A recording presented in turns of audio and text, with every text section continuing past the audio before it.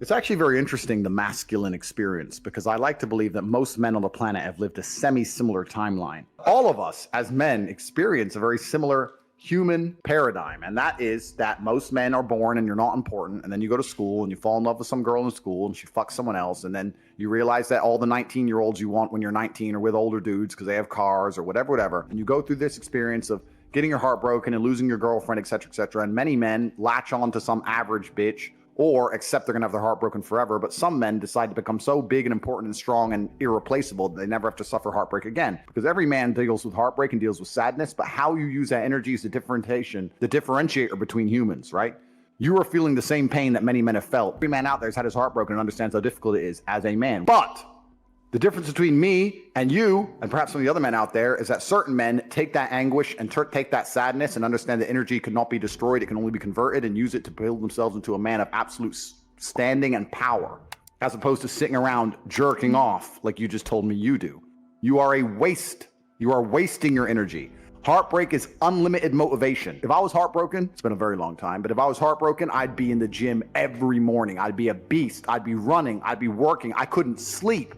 I'd be an absolute animal, and you're heartbroken, and what are you doing? Jerking off like a fucking dumbass. The difference is, as a man, you must build yourself into a man of credibility, which means to build yourself into a man of standing, we all start in a fairly similar position. I became me through tedious, arduous, difficult, never-ending work. You are wasting your time. You know why God made your girl leave you? Because he wanted to show you that you ain't shit. He wanted to show you that you are human and you're fallible and that you're very replaceable. So he decided to make you fall in love with a girl, and he decided to make her leave you to show you that you are a dickhead. Now it is your job to look at the board, understand what's happened, say, I understand, God, I deserve that. I'm glad she left me and I'm sad because I am a dickhead, and do something about it. Because if you refuse, if you ignore God's message, next time you fall in love with a bitch, guess what he's gonna do? He's gonna make her leave you to remind you once again that you are a dickhead. Every single man out here, if you're upset that your girl's leaving you, God is reminding you that you aren't worth shit. You need to get up and work so hard that even in the eyes of God, he is proud of you. God loves his creations, which show him their true potential and beauty. By getting up and trying your absolute best and becoming a man of moral standing, he will reward you and bless you. If you continue to be a dickhead, God will remind you you're a dickhead. So God just broke your heart on purpose to show you that the way you're living your life and the man you are simply are not good enough. What have you changed since? Nothing. Fucking nothing. You think God's gonna forgive you for no reason? You think God's gonna go, it's fine. He hasn't learned his lesson. He hasn't changed. He isn't even trying very hard. He's not up early in the gym. He ain't doing nothing. It's fine. Let's just let him fall in love, and let's make sure the girl doesn't fuck someone else on OnlyFans this time. No, sir! This is gonna repeat endlessly. It's a cycle that will not fucking change until you take the message from God and become the man you're supposed to be. You must stop being a dickhead. You deserve what's happened to you. You deserve how you feel. All of it. When I was 20, me and my girlfriend broke up. I was with her for 4 years. I couldn't sleep. And this is before social media. You couldn't just chase a bitch. Like, that was it. She's gone now. Like, she moved. I didn't know where she lived. That was it. And I couldn't sleep. Now, it wasn't like I was crying my eyes out, but I was just, where's my hoe at? I couldn't sleep. Need something else to do. So I thought, fuck, I'll hit the gym at 6 a.m. I'll hit the gym at 3 p.m. The gym at 8 p.m. I had nothing else to do but fight. So I took all that trauma, all that heartbreak, and I molded it into becoming a world level combatant, right? What did we talk earlier about how trauma can mold you, how trauma can be a fantastic thing? Heartbreak, depression, sadness, these are all fantastic motivators. I'm telling you why they're a fantastic motivator. You go to a guy who's heartbroken, he has all the motivation in the world to send 300 text messages. He has the motivation, he's putting it in the wrong place. That's 300 cold emails you could be sending to someone to pitch a business. That's a lot of money you could have made. Yeah. I'll tell you right now, some of the greatest accomplishments in my life have come after a heartbreak. Absolutely. Yeah. It's that fuck, I call it fuck you energy. Take that and you're like, because some guys will get butthurt about that and they'll sit there and they'll wallow in self-pity. I've always thought the correct application of that energy is, okay, prove that she made a shitty mistake. Mm-hmm. Go out and become a fucking millionaire. Go out and become a kickboxer. Go out and become a porn star, whatever. And then she's going to look around when she's 50 pounds heavier in a year's time. You're like, motherfucker, I left him.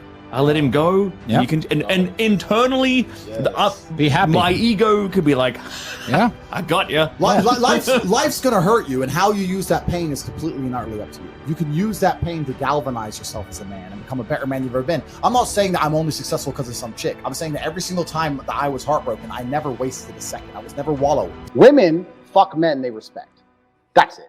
They don't fuck men they like. They don't fuck men they love. They fuck men they respect. If she loves you and likes you and doesn't respect you, she will not have sex with you. I have women who respect me and fucking hate me, but they're here every time I call. So if they respect you, they're going to sleep with you. Yep. And this is something that's biological and evolutionary. They fuck men they respect. So how do you make women respect you? Well, first you have to be worthy of respect as an individual. There's no hack. If you're worthy of respect, you're worthy of respect. But secondly, you cannot allow blatant disrespect. So if you allow her to blatantly disrespect you and you tolerate that, then you're setting a precedent, which means, well, why would I respect this guy in the first place? Yep. I say this to guys all the time. I've had loads of guys who come to me for like coaching and stuff, and they say, my woman doesn't respect me, da-da-da-da-da. And I say, look, it's much harder to fix something that's broken than just never let it go wrong in the first place. Right. From the second you got together, you should have been a man, and you haven't got to be an asshole. You haven't got to be aggressive. I'll sit with a girl and very politely say, look, if we're going to be in a relationship, if I'm going to take you seriously, you're not going to have male friends. If you want to hang around with a whole bunch of men, then I'm not going to take you seriously. What do you mean you won't take me seriously? I mean, we can fuck, but I'm never going to look at you as serious material. So it's the idea, the decision is on you. If you want to be serious, you're not going to talk to those guys. You want to talk to those guys? I'll fuck you sometimes. You decide. And I lay it on them. Now, if they choose to keep all their male friends, then that means she's chosen these friendships over me, which means sooner or later she was going to cheat anyway. Like, how long until she jumps on a new dick anyway? So why would I even be upset about it? But most men are too scared to just put the ultimatum down. And you haven't got to put the ultimatum down in some scary, big, brash way. Just be clear. Look, any woman I'm with who I take seriously doesn't hang around with other men. So it's your choice. And this is the point. But most men don't say anything. They let it slide and they let it get completely broken. And they come to me and say, well, how do I fix it? It's like, well, you have to make it not let it get broken in the first place. You need to understand your boundaries and expectations as a man. And you have to set them. And you have to make sure she complies and sticks to them. And if she doesn't, you're going to have to find somebody else. If you're stuck with one option, the one chick you met, then she might be a dickhead. Some women are just dickheads. The key is this as a man. This is the bottom line. Most men are not prepared to walk away. And if you're not prepared to walk away, you don't have any weapons. Exactly. If she knows no matter what, you won't leave, then what weapons do you have? Anything you say, shouting, screaming, yelling, going out away for a few days, whatever. She knows you're going to come back. You have no weapons. The second, imagine a girl came to you and she said, no matter what you do, no matter how many times you cheat, no matter what, I will never leave. Right. Think of all the shit you do. I know I do. Yeah. So this is the point. So as a man, if you're never prepared to walk away, you're never going to be respected. Respect and the woman thinking, you know what, he might just leave, are linked. They have to be there. So you have to mean what you say. You have to let her know, look, there's some things I won't tolerate. And if you fuck with me, I'm going to walk away. And if you walk away and she doesn't chase you, then she's gone. At least you saved yourself a fucking nasty divorce and getting cheated on and all that shit. Just end it then and there and save yourself a bunch of time. But men are too afraid to pull the plug on it because they get addicted to the pussy and they don't believe they can get any more pussy and they get all messed up. You have to be prepared to walk away as a man. So you have to look at any relationship you're in and say, okay, I'm a nice guy. I love her. She loves me, but I have boundaries. And if she fucks with them, I'm going to have to walk away. And that's the truth. Mm-hmm. Otherwise, you're never going to be respected. I've been head over heels in love with women and left them and never got them back. And they never knew. Yep. That's life. That's how it goes. I've been head over heels in love with women. I didn't want to lose them and they weren't listening. So I walked away and they didn't chase me and I lost them. But that's it. My honor's intact. My pride's intact. And now I don't give a fuck anymore because time's a hero. That's life. So it's better than staying in a relationship, which I'm not happy in because she starts acting like a fucking fool.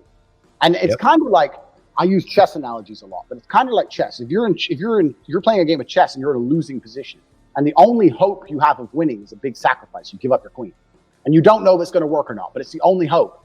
You're better off making the sacrifice even if you lose, because if you don't, you're just going to slowly get ground down and definitely lose in the end.